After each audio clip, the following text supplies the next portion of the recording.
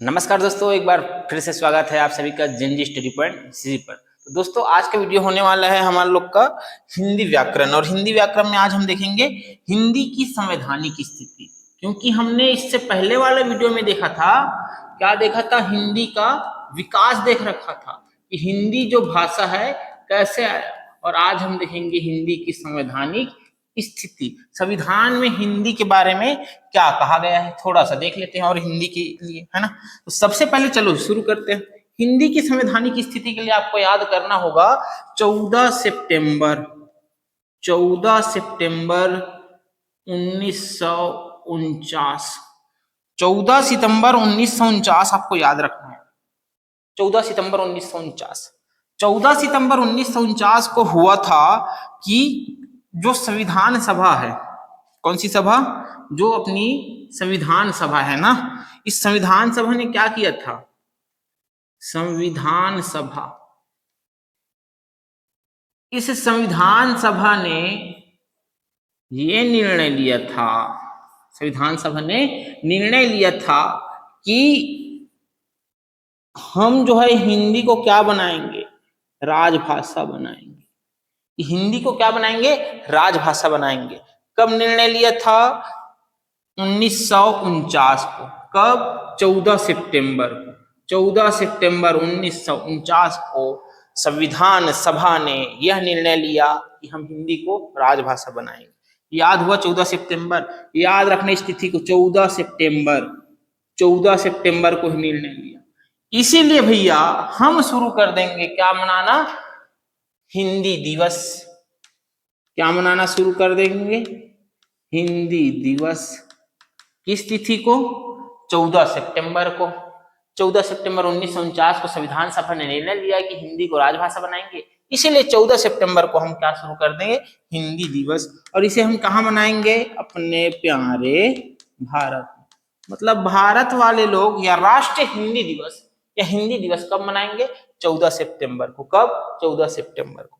लेकिन एक चीज याद रखना यार, जो विश्व है, विश्व समुदाय, विश्व में जो है हिंदी दिवस, विश्व में हिंदी दिवस, विश्व में हिंदी दिवस मनाते हैं भाई 10 जनवरी। कब मनाते हैं, 10 जनवरी को। या यूं बोलूं कि विश्व हिंदी दिवस कब मनाते हैं, 10 जनवरी को।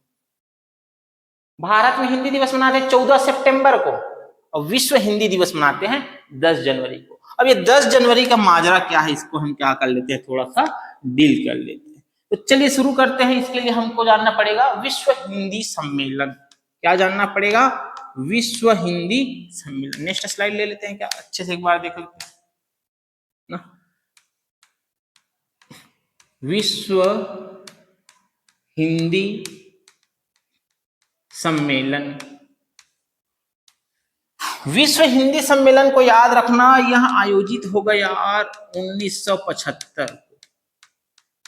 कब होगा, 1975 को।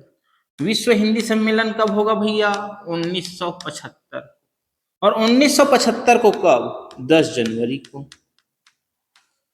मतलब विश्व हिंदी सम्मेलन 10 जनवरी 1975 को क्या होता है, आयोजित होता है।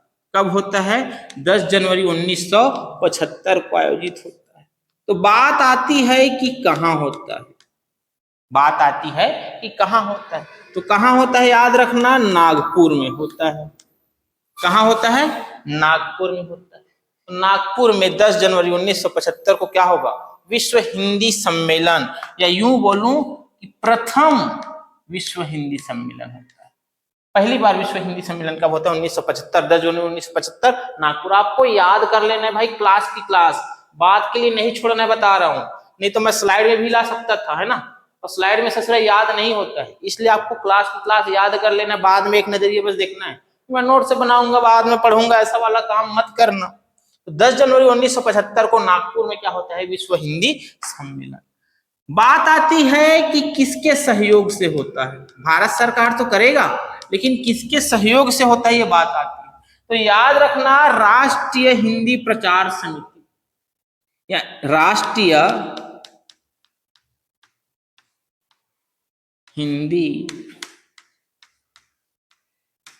प्रचार समिति, कहाँ की? वर्धा, ये पूरा नाम है संस्था का। संस्था का नाम क्या था? राष्ट्रीय हिंदी प्रचार समिति, वर्धा के सहयोग से, है ना। क्या होगा? प्रथम विश्व हिंदी सम्मेलन होगा। कहाँ होगा? नागपुर में होगा। कब होगा? 10 जनवरी 1975 को होगा। इतना याद हुआ।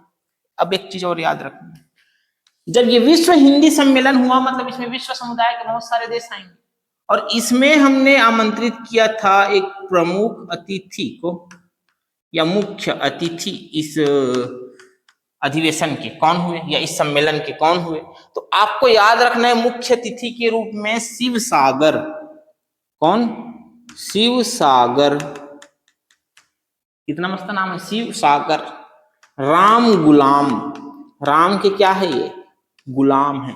शिव सागर राम गुलाम। अब ये कौन है भैया, क्यों जान रहे हैं? क्योंकि ये है यार, याद रखना, मॉरिशस के प्रधानमंत्री। मॉरिशस के क्या थे उस समय? प्रधानमंत्री थे। शिव सागर राम गुलाम, है ना। शिव सागर राम गुलाम जो है मॉरिशस के क्या थे? प्रधानमंत्री थे। ये उस समय क्या हुए? मुख्य अतिथि के रूप में आए थे। कब? विश्व हिंदी सम्मेलन जब आयोजित हुआ था तब। आपको इतना याद रखना। तो प्रथम विश्व हिंदी सम्मेलन कब हुआ?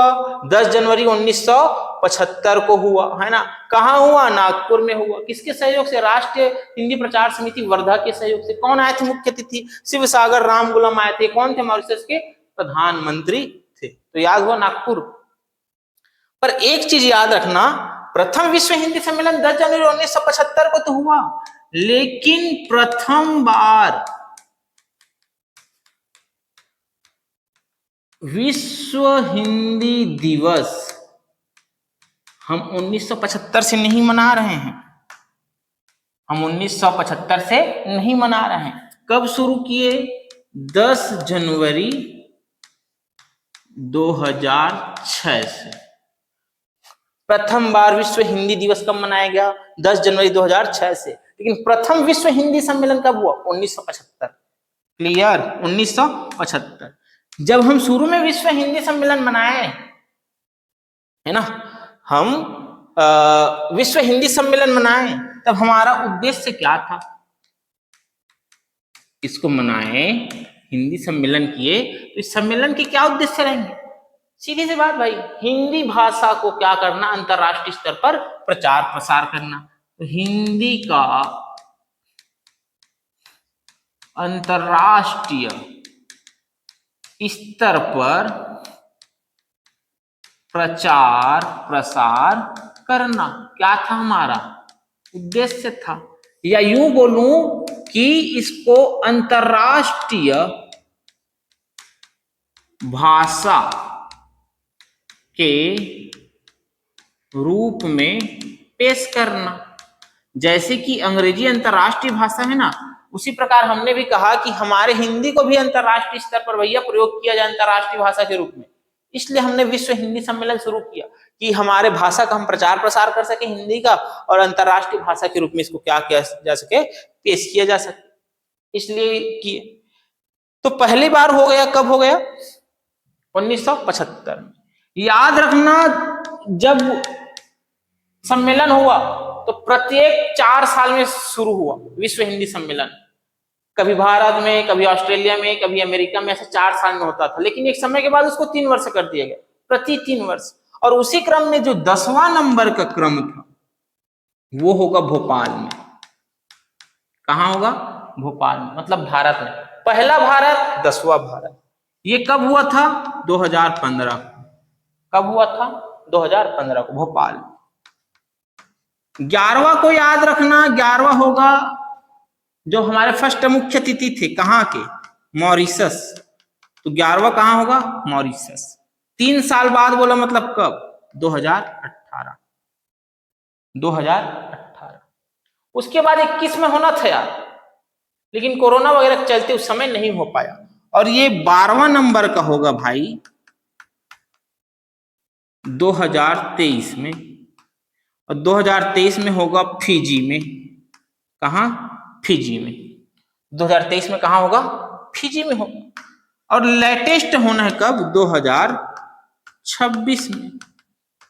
पता नहीं अभी कहाँ हुआ, कहाँ होगा, अभी पता नहीं है कब होगा। 2026 में होगा, अभी नहीं हुआ है ना, नहीं हुआ है। अगस्त सितंबर अक्टूबर नवंबर वगैरह, नवंबर वगैरह में देखेंगे कहाँ होगा। फिलहाल तो पता नहीं है, क्लियर डेटा में नहीं है सरकार के लिए। तो प्रथम बार विश्व हिंदी सम्मेलन नागपुर, 10वां में भोपाल 2015 है ना, हमारे यहाँ लेटेस्ट 2015 वाला है। फिर 11वां में मॉरिशस, 12वां नंबर का फिजी। इतना आपको याद रखना है विश्व हिंदी सम्मेलन के संदर्भ में। लेकिन ये भी याद रखना है कि भारत में जो है हिंदी दिवस कब मनाते हैं? 14 सितंबर को मनाते हैं, क्योंकि उस दिन संविधान सभा ने इसको क्या किया था, निर्णय लिया था, इसको क्या करेंगे, संविधान में शामिल करेंगे। तो ठीक है, संविधान में शामिल करेंगे। तो संविधान में भाषा के बारे में कहाँ दिया गया है? संविधान में भाषा के लिए कौन सा अनुच्छेद, कौन से भाग, कौन सा अनुसूचित दिया गया है? तो आप इसके लिए याद रखना भाग 17, भाग 17। और भाग 17 में दिया गया है राजभाषा। भाग 17 में क्या दिया गया है? राजभाषा। क्लियर यार? और इस भाग 17 के तहत आता है भैया टोटल अनुच्छेद, अनुच्छेद 343 से लेकर 351 है ना, 8-9 अनुच्छेद आता है। इस 343 से लेकर 351 के मध्य क्या दिया गया है? भाषा से संबंधित अनुच्छेद दिया गया। कौन सी भाग डायरेक्ट पूछेगा? राजभाषा का संबंध किस भाग से है? भाग 17 से है। किस अनुच्छेद से है? अनुच्छेद 343 से 351 से है। किसका? राजभाषा का। अरे क्लियर यार? तो राजभाषा भाग 17 में है, अनुच्छेद 343 से 351। आपको बाद के लिए छोड़ना नहीं बता रहा हूं भाई, इसलिए मैं रिपीट कर रहा हूं बार बार कि आप क्लास में क्या हो जाए, याद हो जाए। तो देखो आगे, अब इसमें हमको जान लेना है अनुच्छेद 343 को, अनुच्छेद 343 को। और अनुच्छेद 343 कहता है जी कि मैं क्या हूं? संघ की राजभाषा हूं, संघ की भाषा हूं। तो संघ की भाषा मतलब केंद्र की भाषा, मतलब सेंटर की भाषा के बारे में कौन सा अनुच्छेद बताएगा? 343 बताएगा। कौन सा बताएगा?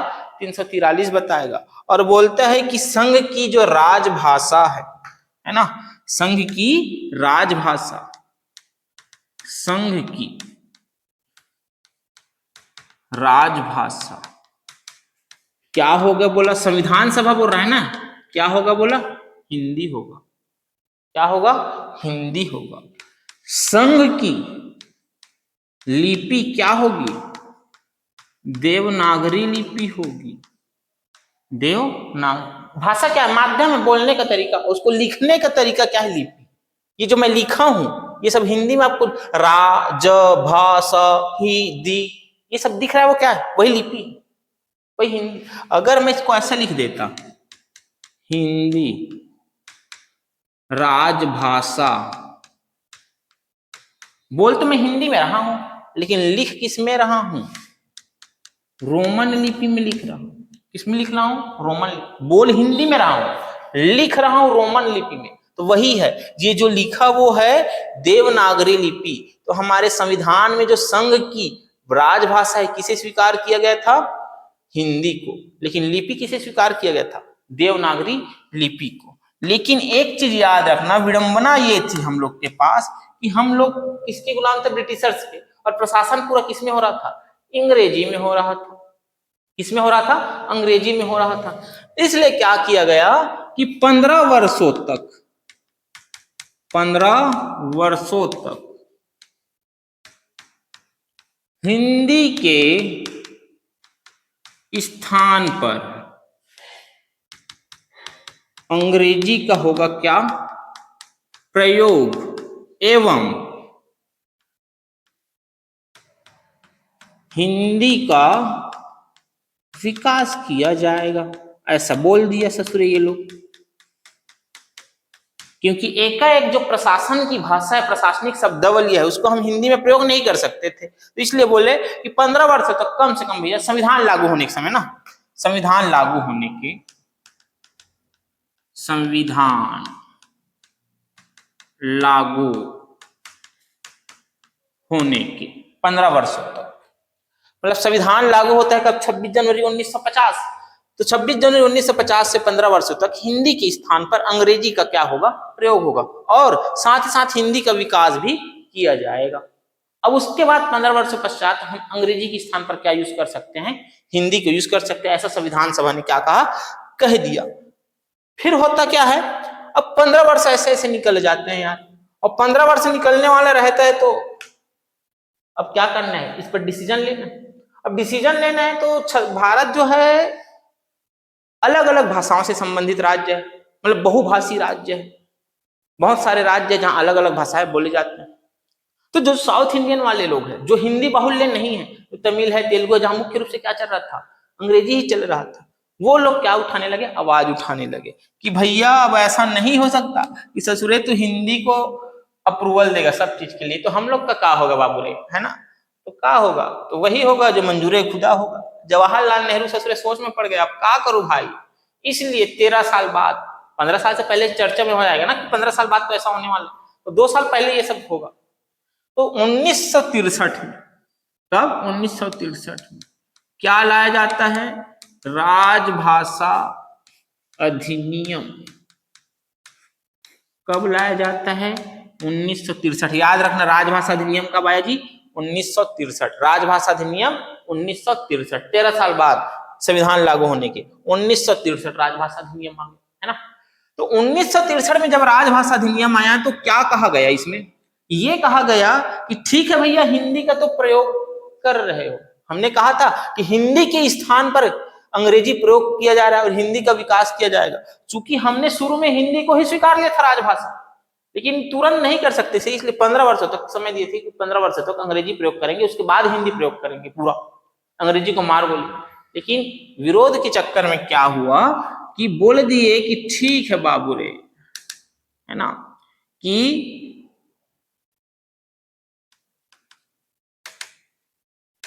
संसद एवं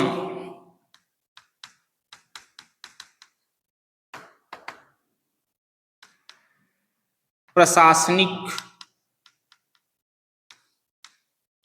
संसद के कार्यों एवं प्रशासनिक कार्यों में क्या बोल रहा है ये? हिंदी के साथ साथ, समझना शब्दों को, हिंदी के साथ साथ अंग्रेजी का भी प्रयोग किया जाएगा। समझ में आ रहा है? मतलब अब यहां जोड़ दिया, अब कोई प्रावधान वाले बात नहीं कि 15 साल बाद इनका विकास करेंगे कि इनको खत्म करेंगे। अब साफ साफ जोड़ दिया भाई कि हिंदी के साथ साथ प्रयोग होगा अंग्रेजी। मतलब ये दोनों, हम बने तुम बने एक दूसरे के लिए, ऐसे चलेगा ये दोनों, हिंदी और अंग्रेजी। पहले क्या था शुरू में? ठीक है, हमने हिंदी को बना दिया, लेकिन हिंदी के विकास होने तक अंग्रेजी चलेगा, फिर अंग्रेजी खत्म हो जाएगा। लेकिन विरोध के चक्कर में दोनों को क्या कर दिया गया? राजभाषा के अंतर्गत ला दिया गया। तो राजभाषा अधिनियम 1963 में क्या है? हिंदी के साथ साथ अंग्रेजी का भी प्रयोग है, किसमें? संसदीय भाषा और प्रशासनिक कार्यों में।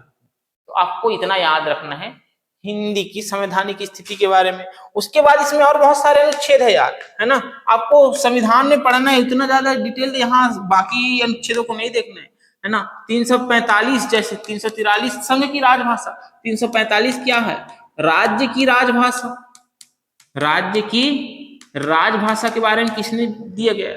345 में दिया गया है कि एक राज्य जो है अपने लिए वो हिंदी मातृभाषा का चयन कर सकते हैं, लेकिन जब तक नहीं करेगा तब तक कार्यवाही किसमें होगी? अंग्रेजी में होगी।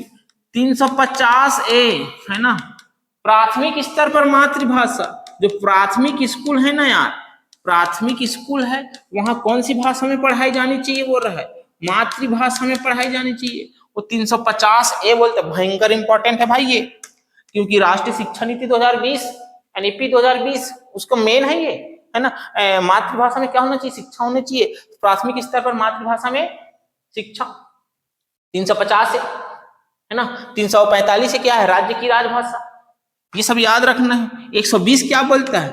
120 में बोलता है, अनुच्छेद 120, संसद की भाषा, संसद की भाषा क्या होगी, ये 120 बोलता है। 210 क्या बोलता है, ये विधानसभा की भाषा क्या होगी, ये बोलता है विधानमंडल, सॉरी विधानमंडल की भाषा क्या होना चाहिए, संसद की भाषा, ये विधानमंडल की भाषा। ये सब आर्टिकल भाई बहुत इंपॉर्टेंट है ना। कम से कम ये चारों आर्टिकल याद रखो यार, 345 याद रखो, 350 ए याद रखो, 120 याद रखो, 210 याद रखो। क्लियर वीडियो लोग, चले बाबूराव आगे बढ़े, है ना। तो उसके बाद देख लेते हैं, ठीक है ये सब तो हो गया, संविधान में बोल दिया, लेकिन आपको एक चीज और याद रखना है, एक है संवैधानिक भाषा। कौन सी भाषा, संवैधानिक भाषा, कि कौन कौन सी भाषा संवैधानिक भाषा है। यहां तो हमने देख लिया कि हिंदी जो संविधान में है, जो भाषा से संबंधित है, हिंदी के विकास के लिए क्या किया गया कि हाँ 14 सितंबर को शुरू किया गया था राजभाषा के दर्जा देने के लिए, और राजभाषा अधिनियम लाया गया, ये सब देखें। लेकिन अब देख लेते हैं कि किन किन भाषा को संवैधानिक स्थिति प्राप्त है, मतलब संविधान में कौन कौन सी भाषाओं का क्या है उल्लेख है। और इसके लिए आपको याद रखना है कि संवैधानिक भाषा वे भाषा है जो किस अनुसूची में, संविधान के अनुसूची 8 में क्या हो, शामिल हो, अनुसूची 8 में शामिल भाषा। अनुसूची 8 में शामिल भाषा ही कौन सी भाषा है, संवैधानिक भाषा है। आपको याद रखना है, संवैधानिक भाषा से तात्पर्य जो संविधान के अनुसूची 8 में अगर शामिल हो गया तब वह संवैधानिक भाषा कहलाता है। याद रखना, मूल संविधान में जब 26 जनवरी 1950 को संविधान लागू हुआ, तब मूल संविधान में संवैधानिक भाषा की संख्या थी 14 भाषाएं थी। कितनी भाषाएं थी, 14 भाषाएं थी। देखेंगे 14 क्या है। वर्तमान में याद रखना, वर्तमान में संवैधानिक भाषाओं की संख्या भैया 22। कितना है, 22। मतलब कितना बढ़ गया जी, 8 बढ़ गया, शायद 8 बढ़ गया। अब इन 22 भाषाओं को हमको याद रखना, डायरेक्ट पूछता है सिलेबस में कहां ले जा रहा है करके मत ध्यान देना, क्योंकि साफ साफ लिखा है हिंदी एवं अन्य भारतीय भाषाएं, हिंदी एवं अन्य भारतीय भाषा। तो हमको तो जानना है कि अन्य भारतीय भाषाओं में कौन सी भाषा संवैधानिक भाषा है कि कौन सी नहीं है ना। साफ साफ लिखा है, डायरेक्ट पूछता है वो आपको जीएस से इंक्लूड करे या फिर लैंग्वेज पोर्शन से इंक्लूड करे, उस पोर्शन पूछेगा तो भाई, है ना। तो मूल संविधान में 14 भाषाएं थी, जबकि वर्तमान में 22 भाषाएं। कौन सी 22 भाषाएं, ये कैसी भाषाएं, संवैधानिक भाषाएं। तो चलो याद कर लेते हैं कि ये 14 भाषाएं कौन सी थी। याद करना है, आराम से याद होगा यार, बोल रहा हूं, साथ ही साथ आपको चलना है ना, इजली तरीके से याद होगा। आप फॉलो तो करो पगले, है ना। 11, 12, 13, 14। अरे बाबूराव लोग समझ में नहीं आ रहा तो कमेंट करो। देखो इधर, अब ए रोमन लिपि से चलेंगे। ए से याद रखना असमिया, ए से याद रखना है असमिया। बी से याद रखना है बंगाली या बांग्ला, बंगाली, बंगाली या बांग्ला बोल देते हैं। सी से कुछ नहीं है ना, डी से भी कुछ नहीं। हमको पहले 14 याद करना है ना, बात को जुड़ेंगे उसको याद करेंगे बाद में कैसे संविधान संशोधन होगा। B, C, D, E, F, G. G से याद रखना गुजराती, जी से याद रखना Gujarati. A B C D E F G. H, H से याद रखना हिंदी, एच से हिंदी। एच, आई, जे, के से याद रखना कन्नड़, के से याद रखना कन्नड़, और के से याद रखना कश्मीरी। के टू पढ़ते ना, ऐसे याद करो, के से याद रखना कन्नड़, और के से ही याद रखना Kashmiri.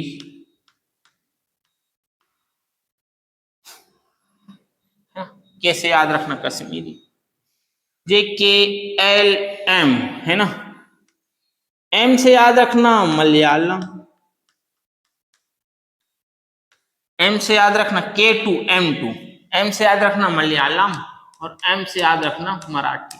K2 M2, K2 M2, clear भैया। K2 M2, K2 से कन्नड़ और कश्मीरी, M2 से मलयालम और Marathi, L M N, N के बाद ओ, और ओ से याद रखना ओडिया, ओ से ओडिया, ओ से ओडिया, ओ से Odia, M N O. P से याद रखना पंजाबी, पी से याद रखना Punjabi, M N O P Q R. S से याद रखना संस्कृत, एस से याद रखना Sanskrit, R S. T two, T two में याद रखना तमिल, और एक याद रखना तेलुगु, आर एस टी, और यू से याद रखना उर्दू, ऊ से याद रखना उर्दू। इतना याद रखना 14। ए से असमिया, बी से बांग्ला, जी से गुजराती, एच से हिंदी, के टू से कन्नड़ और कश्मीरी, एम टू से मलयालम और Marathi, OP, OP OP Chaudhary है ना अपना वित्त मंत्री, ओपी, ओ से ओडिया, पी से पंजाबी, एस से संस्कृत, और टी टू से तमिल और तेलुगु, ऊपर नीचे तमिलनाडु और आंध्र प्रदेश तेलुगु, यू से उर्दू। ये हुआ 14। हमको तो पढ़ना है 22, तो ये 14 हो गया, तो बाकी क्या है? अब बाकी के लिए आपको याद करना पड़ेगा 21वां संविधान संशोधन अधिनियम 1967। 21वां संविधान संशोधन अधिनियम 1967 याद हुआ? 21वां, 21 के बाद याद रखना 71, 21 के बाद याद रखना 71, 21 के बाद याद रखना 71, और 71 के बाद याद रखना, दोनों को जोड़ो, एक एक 21 71 कितना होगा जी? 92, एक एक 2 और 7 2 9, तो 71वां संविधान संशोधन, 72वां संविधान संशोधन, 92वां संविधान संशोधन अधिनियम। 21 71 कितना हो रहा है? 1992, यहाँ भी 1992 भी, यहाँ भी। इस 2 के बाद क्या आता है, या इस 2 के बाद क्या आता है? 3, 92 नहीं, 93 नहीं, कितना है? 2003, 2003, 2 के बाद 3, 3 कैसा 3? 93 वाला 3 नहीं, 2003 वाला 3, मतलब सीधा 11 साल। क्लियर बाबूराव? 21 71 92, मतलब 21वां संविधान संशोधन अधिनियम, 71वां संविधान संशोधन अधिनियम, 72वां संविधान संशोधन, 1967, 1992, 2003। अब कौन कौन है चलो देख लेते हैं। सबसे पहले याद रखना सिंधी, 15वां में किसे याद रख लेना है? सिंधी। 15 नंबर में कौन जुड़ेगा? सिंधी, 15 नंबर में सिंधी। यहां याद रखना मकोने, मकोने, मकोने मतलब 16 17 18, मकोने। क्या याद रखना है? मकोने। मकोने में याद रखना मणिपुरी, मकोने में याद रखना म से मणिपुरी, को से याद रखना कोंकणी, को से कोंकणी, और ने से नेपाली, ने से नेपाली। तो मणिपुरी किस संविधान संशोधन? 71वें, कोंकणी 71वें, नेपाली 71वें, सिंधी 21वें, 1967, 1992। ये हो गया 18। अरे सरल है, मकोने, मकोने, मणिपुरी कोंकणी नेपाली, मणिपुरी कोंकणी नेपाली, मकोने, 71वां संविधान संशोधन 1992। फिर आ जाता 92वां संविधान संशोधन अधिनियम, और इसके लिए आपको याद करना पड़ेगा MBBS, MBBS, मुन्ना भाई MBBS, अरे सुने हो ना गाना, है ना? तो MBBS नहीं हो, BDS है, BBS की जगह BDS, तो MBDS, MBDS, MBDS। अरे देखें, तो MBDS में याद रखना म से मणिपुरी, मैथिली, कौन सा?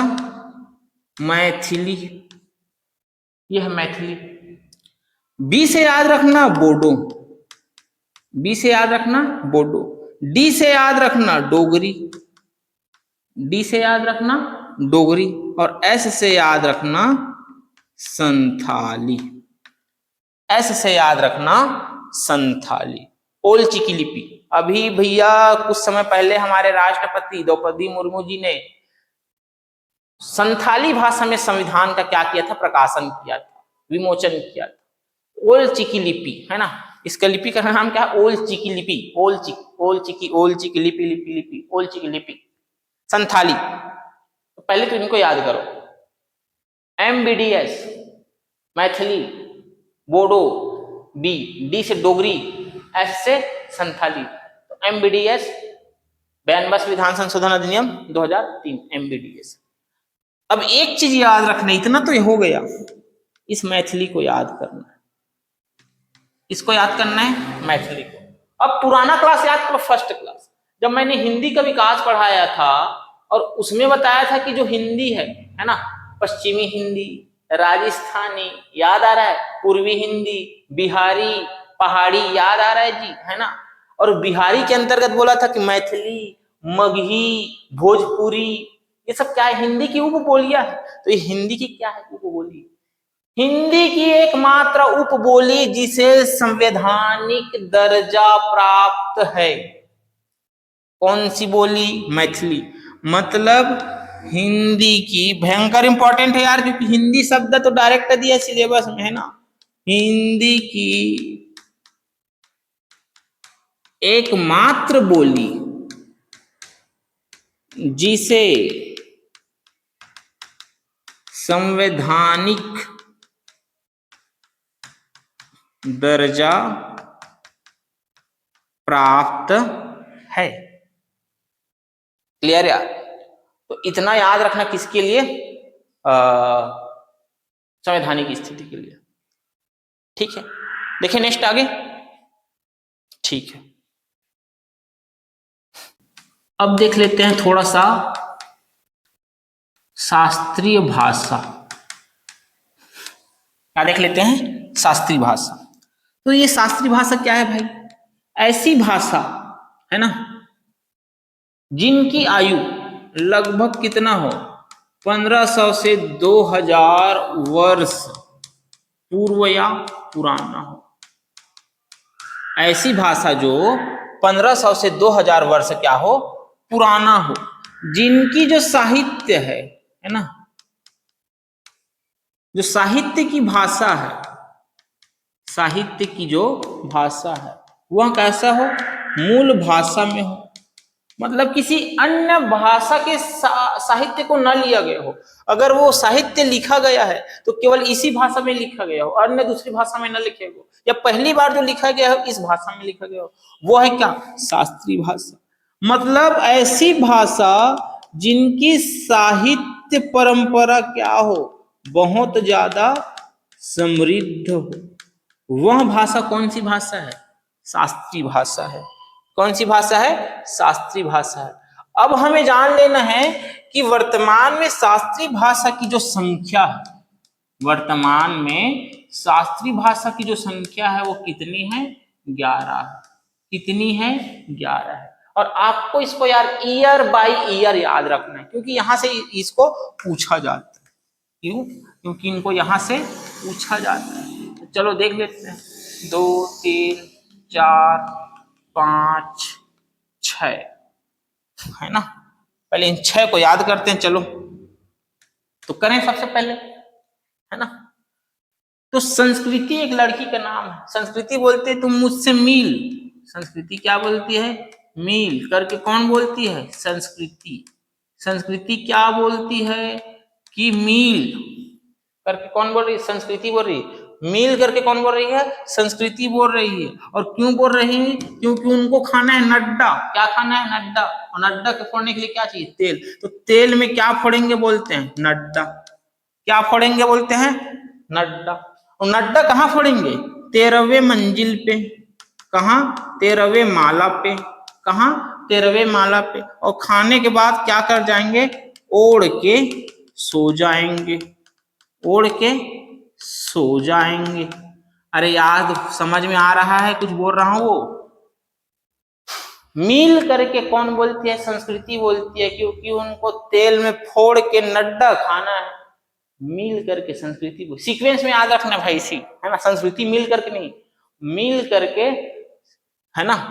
संस्कृति बोलती है कि तेल में नड्डा फोड़ के, तेल में नड्डा फोड़ के क्या करना है, तेल में नड्डा फोड़ के खाना है, 13वें माला में खाना है और ओढ़ के सो जाना है। तो नड्डा फोड़ के, नड्डा फोड़ के 13वें माला में खाना है और ओढ़ के सो जाना है। इतना याद रखना। कौन बोल रही है? संस्कृत। क्या बोल रही है? मील। और मील से याद रखना तमिल, मील से याद रखना तमिल। संस्कृति से याद रखना संस्कृत, संस्कृति से याद रखना संस्कृत।